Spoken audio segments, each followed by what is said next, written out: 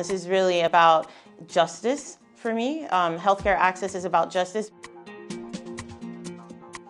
I think we've got tremendous opportunity to continue to grow and to expand and ultimately get to a place where everyone that needs health care is receiving health care. We're at a moment in time right now where we really can change the trajectory of healthcare in this country. The story of America's health centers is a story about people, dedicated men and women who came together to carry out a vision. Their cause was the lack of basic health care in communities all across America. The opportunity was President Johnson's war on poverty. The seeds these determined few planted not only launched a movement, but profoundly changed our nation over the course of 5 decades.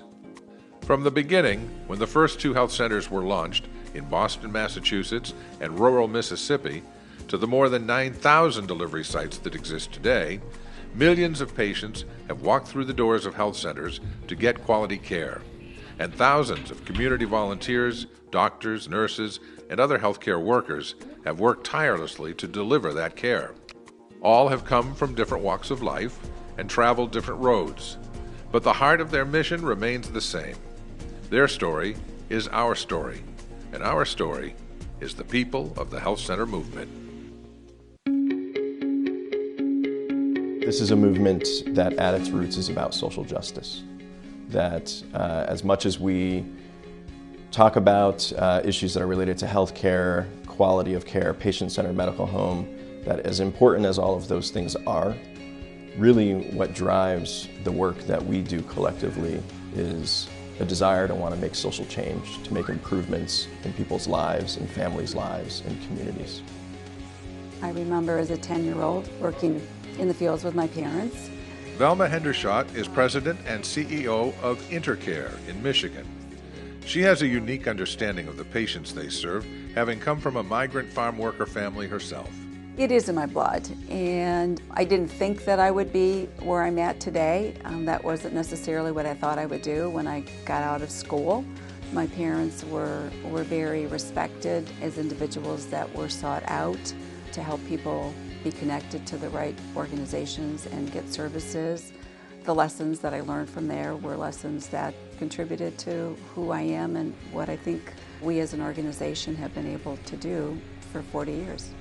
Just as her parents handed the torch to her, Velma's daughter is carrying on the mission as 3rd generation in community health service. It's safe to say that most people of this movement have deep personal reasons for being involved. For Bethany Hamilton, it was watching her father, a disabled Vietnam War veteran with no health insurance, have to make painful decisions.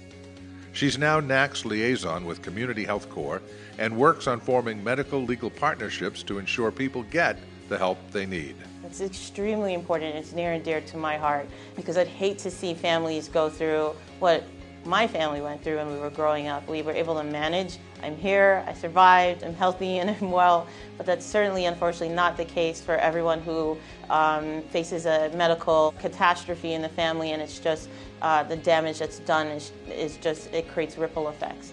I was doing a fellowship at the time when I moved and didn't have health insurance and thought it would be a few months, no problem. It was a problem because I got sick and was frantically looking for a provider that would see me, and I lived around the corner from Mary Center, and they saw me that day right away.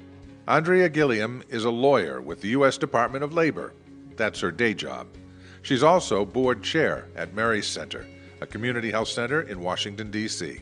I think it's important to have a board chair that's a member of the community to keep the input and needs of the patients first and foremost.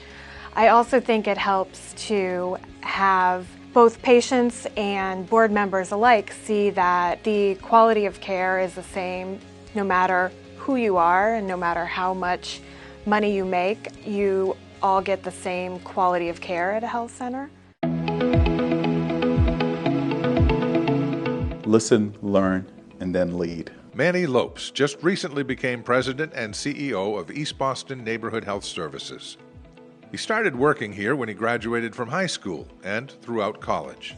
But what prepared him most for this position was the mentoring from his predecessor, Jack Craddock, who retired after more than 40 years, understanding the importance of nurturing our future leaders. It's never too early to begin this process. And I think it's up to us to identify those individuals early and provide them with not only the training, but also the guidance and the mentoring that's needed. There's a lot of things that the textbooks don't teach you. Technology is important because it allows us to better measure what it is that we're doing, and once we can measure it, then we can manage it. Shane Hickey is in charge of NAC's Health Information Technology, Strategy, and Innovation. You could say he's a technocrat with a cause. 96% of our community health centers are on electronic health records. They're using, a variety of different electronic health record systems, and they have a wealth of electronic data in their systems. It's about taking that data and making sense of it and using it to improve practice. That's what's key.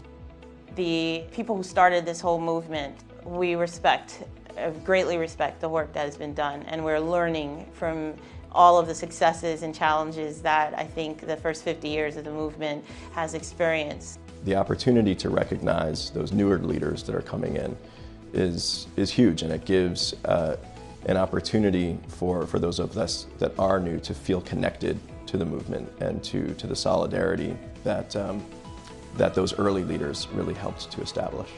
We're proud to carry the torch, and we'll also be proud to be the next ones to hand it off to the next generation coming after us. As many people know, I am a product of the first 50 years of this movement. I'm hoping that those of us who have accepted this baton know the responsibility that we have and can make it even bigger and better than it was in the first 50 years.